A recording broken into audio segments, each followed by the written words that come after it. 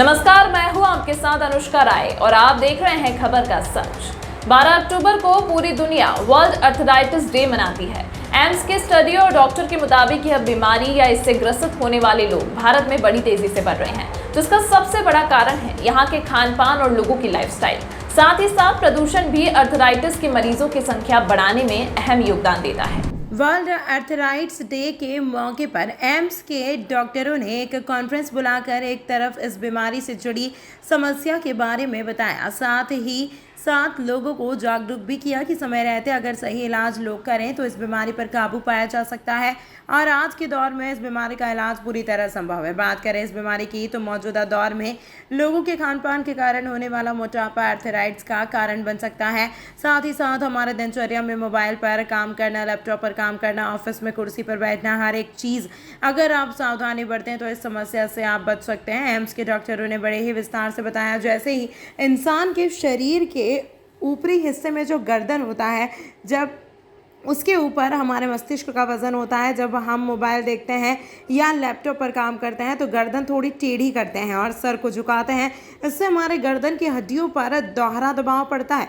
इसके साथ ही अगर आप मोबाइल पर काम करते हैं तो मोबाइल देखने के लिए भी आपकी गर्दन झुकाने की ज़रूरत पड़ती है। इसके अलावा मोबाइल पकड़ने के लिए आपके हाथों की उंगलियों को फोल्ड करना पड़ता है। डॉक्टरों के मुताबिक इस अवस्था में गर्दन और हाथ की उंगलियों के मसल्स की जो स्थिति है वह सामान्य नहीं होती और ज़्यादा काम करने से लोगों को जोड़ों में दर्द की शिकायत हो जाती है। डॉक्टरों ने कहा कि किसी भी तरह से आप काम करते हैं तो कम से कम 20 मिनट के बाद आप एक बार सामान्य स्थिति में बैठें, जिससे आपके मसल्स को आराम मिल सके। डॉक्टरों के मुताबिक एम्स जैसे बड़े अस्पताल में इस बीमारी का बेहद आधुनिक और बेहतर इलाज है। लेकिन अफसोस की बात है, जितनी संख्या में आर्थराइटिस के मरीज भारत में लगातार बढ़ रहे हैं, उस हिसाब से भारत में आर्थराइटिस के डॉक्टरों की संख्या काफ़ी कम है। डॉक्टर ने इस कॉन्फ्रेंस में बताया कि आर्थराइटिस जैसी बीमारी में बचने के लिए योग एक अहम समाधान सामने आया है। यानी अगर आप योग करते हैं और फिजिकल एक्टिविटी करते हैं तो सर्वे के मुताबिक अगर आपके अंदर आर्थराइटिस के लक्षण भी हैं तो वहाँ काफ़ी हद तक कंट्रोल में रहते हैं। यह कई केसेस में देखा गया है। ऐसे में इस बीमारी का इलाज योग भले ही ना हो, लेकिन इस बीमारी को काबू करने के लिए योग का अहम योगदान है। डॉक्टर के मुताबिक कोरोना काल के बाद इस बीमारी के मरीजों की संख्या में बढ़ोतरी देखी गई है। वर्ल्ड आर्थराइटिस डे के मौके पर एम्स के सीनियर डॉक्टरों ने क्या सुझाव दिए, आपको उन्हीं की जुबानी सुनाते हैं। पाया कि इन लोगों का disease activity score, disease severity काफ़ी कम हो गया। तो जो जैसे मैम ने बताया कि इनका होता है कि इनको बहुत सूजन, दर्द है, डिफॉर्मिटी है और फिर ये दूसरे अंगों को भी इफेक्ट करता है, जैसे कि फेफड़ों को, लंग को, हार्ट को, स्किन को, आइज को। तो हमने ये सारे पैरामीटर्स प्री इंटरवेंशन और पोस्ट योगा इंटरवेंशन स्टडी किए। तो सबसे इम्पोर्टेंट जो मैं चीज़ हाईलाइट करना चाहती हूँ कि जब मैं योग बोल रही हूँ, इससे आसन भी आते हैं, प्राणायाम भी आता है और ध्यान भी आता है। ये एक हम लोग सोचते हैं कि जिन लोगों को रूमेटॉइड आर्थराइटिस है वो योग कर नहीं पाएंगे, वो उनके लिए डिफिकल्ट होगा। तो हम जो पेशेंट को योगासनास कराते हैं वो पेशेंट की जितनी भी लिमिटेशंस को मध्यमी में उनको सूक्ष्म व्यायाम कराए जाते हैं, जिनसे right from the neck, shoulder, सारे जॉइंट्स में फ्लेक्सिबिलिटी बढ़ाई जाती है एंड धीरे धीरे दूसरे आसन कराए जाते हैं।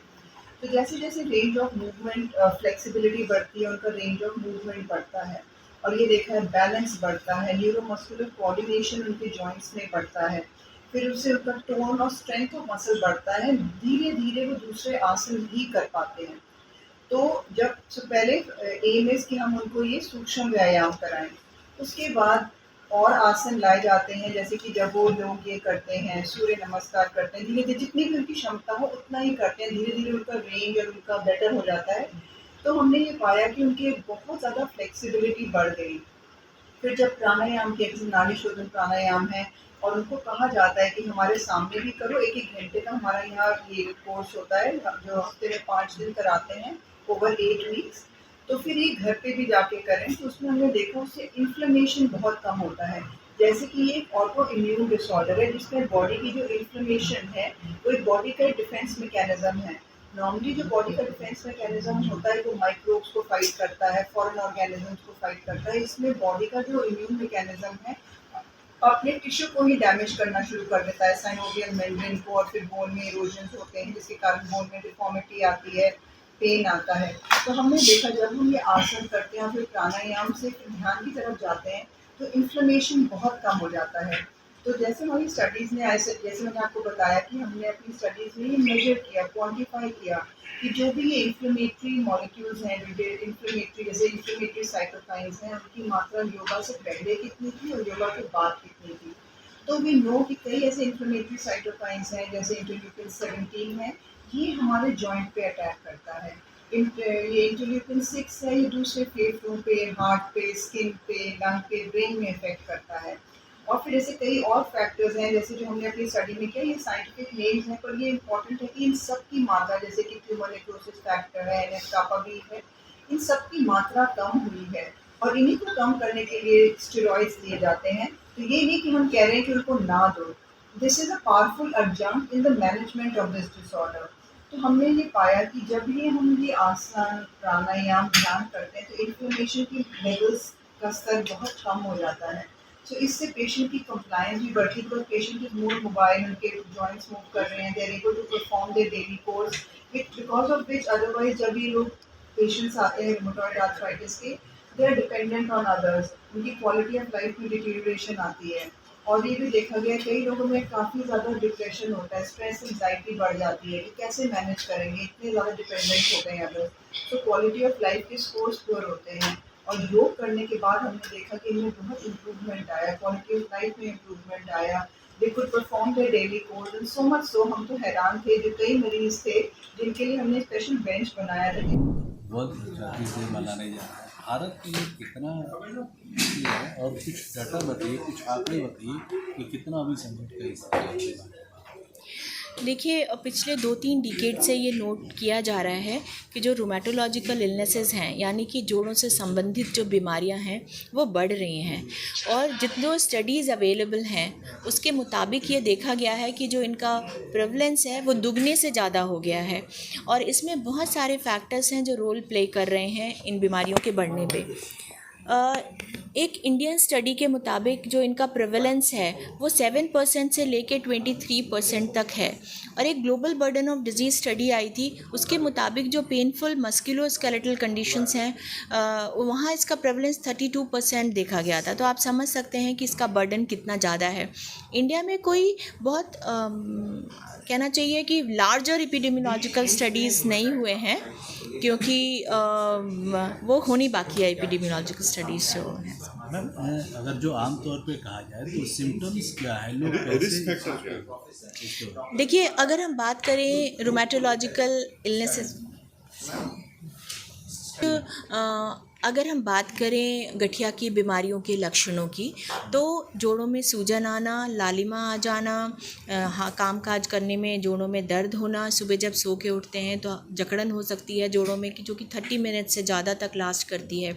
इसके अलावा मैं ये कहना चाहूँगी जो जोड़ों की बीमारियां हैं वो सिर्फ जोड़ों तक ही नहीं रहती, उसमें डिफरेंट ऑर्गन्स इन्वॉल्व होते हैं। तो इसमें हो सकता है आँखों में लालिमा आ जाए, आँखों में जो आंसू हैं वो सूख जाए, मुंह में सूखापन आने लगे, या फिर उठने बैठने में जो परेशानी मसल वीकनेस की वजह से हो, शरीर पे लाल चकत्ते आ जाएं। किसी लेडी में रिकरेंट अबॉर्शंस हो सकते हैं, इंट्रा यूट्राइन डेथ यानी कि बच्चे की डेथ हो सकती है जन्म होने से पहले। और सर्दियों में जो हाथ हैं उनका रंग बदलना, जैसे सफ़ेद, लाल, नीले रंग का हो जाना, उसे हम रेनॉल्ड्स फिनोमेना कह देते हैं। तो इस तरह के जो लक्षण होते हैं वो डिपेंड करते हैं कि कौन सी बीमारी है, कौन से प्रकार का गठिया है। सांस फूलने लगना, मुंह से खून आ जाना, किसी की किडनी फेल हो जाना, दौरे आ जाना, तो आप समझ सकते हैं कि कितने इसके वाइड स्प्रेड मैनिफेस्टेशन हो सकते हैं।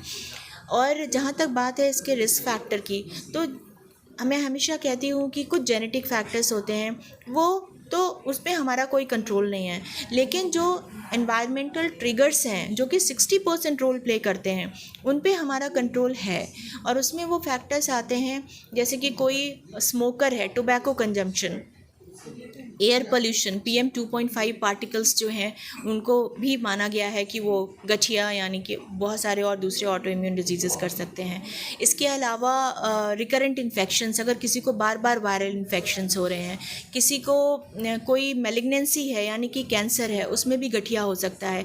कुछ दवाएं हैं जो गठिया कर सकती हैं, और बहुत सारे और फैक्टर्स जो कि ऑटो इम्यून डिजीज़ेस होने का ख़तरा बढ़ा देते हैं, जैसे कि किसी को वायरल इन्फेक्शन जैसे होना रिकरेंट हो रहे हैं, और अभी कोविड होके हटा है तो उसके बाद भी ये बीमारियां बहुत ज़्यादा देखने को मिल रही हैं। आज के मैम ज़माने में इलेक्ट्रॉनिक जो चीज़ें हैं जैसे मोबाइल व लैपटॉप ये बेहद आम हो गया है, क्या ये भी जिम्मेदार है इस बीमारी को बढ़ावा देने में? जी, क्योंकि यहाँ पर बात हम सिर्फ ऑटो इम्यून बीमारियों की नहीं कर रहे हैं, हम बात कर रहे हैं मस्कुलोस्केलेटल प्रॉब्लम्स की, रूमेटोलॉजिकल डिसऑर्डर्स की इन जनरल। तो उसमें जो बाकी जॉइंट के दर्द वगैरह हैं, स्टिफनेस है, वो भी आती है। तो मोबाइल का इस्तेमाल, कंप्यूटर का इस्तेमाल, और चाहे वो कुछ भी हो, डेस्कटॉप हो चाहे वो लैपटॉप हो, और इसके अलावा जो हमारे उठने बैठने का तरीका है, हमारे चलने फिरने का तरीका है, और हमारी जो बाकी की जीवन शैली है, वज़न बढ़ना, फ़िज़िकल एक्टिविटी ना करना, ये सब जो है बहुत बड़ा रोल प्ले कर रहे हैं। और एक चीज़ और मैं कहना चाहूँगी कि कई बार हम बहुत प्राउड फील करते हैं कि सबसे बढ़िया महंगा स्मार्टफ़ोन हमारे हाथ में हो। तो क्या होता है, जब आप हाथ में स्मार्टफ़ोन पकड़े रहते हैं तो आपकी जो उंगलियां हैं उनको आप अननेसेसरली स्ट्रेस करते हैं, तो उनमें जकड़न आना और उनमें दर्द होना, इवन डिफॉर्मिटी तक हमने देखी है अपने पेशेंट्स में जो ओपीडी में रिपोर्ट करते हैं। मैम एक आम तौर पर अगर कहा जाए तो इसका उपाय क्या है, मतलब कितने देर तक मोबाइल को यूज़ करें और फिर किस तरह से थोड़ा रेस्ट लें, प्राइमरी जो लोग इससे थोड़ा बच पाएंगे? देखिए, सबसे पहले तो ज़रूरी है कि आप अपने जॉइंट को यूज़ करिए, मिसयूज़ मत करिए और अब्यूज़ नहीं करिए, राइट। उसका मतलब क्या है कि हर जोड़ की एक न्यूट्रल पोजीशन होती है, यानी एक ऐसी पोजीशन होती है जिस पे उस पे सब उसके आसपास के जो मसल्स हैं उन पे सबसे कम स्ट्रेन पड़ता है और जॉइंट की वेयर एंड टेयर यानी कि घिसते कम है। तो वो जानने की कोशिश करें। जैसे हम बात कर रहे हैं तो बात करते वक्त जो हमारी नेक है वो झुकी हुई या बहुत पीछे को नहीं है, वो सिंपल स्ट्रेट है, तो ये न्यूट्रल पोजीशन कह सकते हैं। आपने जैसे ये माइक्स पकड़े हुए हैं तो बहुत देर आप देखें आपकी जो एल्बो है वो टेबल पे रेस्ट कर रही है और तो वहाँ पे स्ट्रेन पड़ रहा है आपके मसल्स में। पूरे टाइम आपने ये जो वेट पकड़ा हुआ है, जिस तरह से पकड़ा, उससे स्ट्रेस पड़ रहा है। तो किसी भी ऑब्जेक्ट को होल्ड करना है, चाहे वो मोबाइल है, आपका स्कूल बैग है, आपका बैकपैक है, कैमरा है, कुछ भी है, तो उसके एक सही जो तरीका है उसको पकड़ने का वो सीखें। और 20 मिनट तक जैसे आपने काम कर लिया, 25 मिनट काम कर लिया, उसके बाद आप 2 मिनट का रेस्ट ज़रूर दें।